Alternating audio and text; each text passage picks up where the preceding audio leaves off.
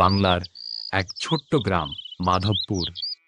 চারদিকে সবুজ ধানের ক্ষেত, কাঁচা রাস্তা আর মাটির ঘর। গ্রামের মানুষগুলো খুব সাধারণ, কিন্তু তাদের মন ছিল অনেক বড়। এই গ্রামেই থাকতো নরেন আর তার ছেলে পলাশ।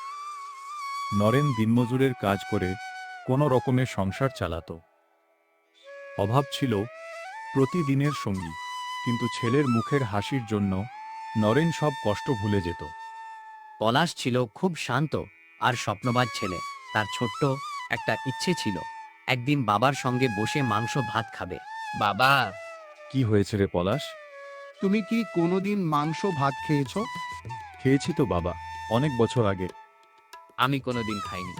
শুনেছি বাজারে একটা হোটেলে 50 টাকায় মাংস ভাত দেয়।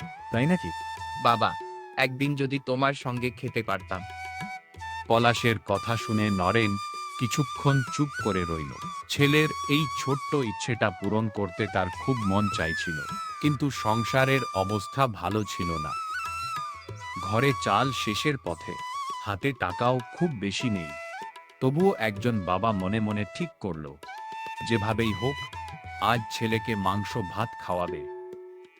পরের দিন সকালে নরেন কাজের খোঁজে বের হলো, কিন্তু সেদিন কাজ পাওয়া খুব কঠিন হয়ে গেল।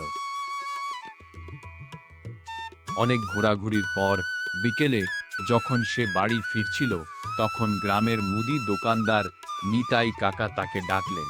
এই নরেন, একটু দাঁড়াও। বলুন কাকা। দোকানের কিছু মাল গুদামে তুলে দিতে হবে। কাজটা করবে? করব কাকা। কাজ শেষে 50 টাকা দেব।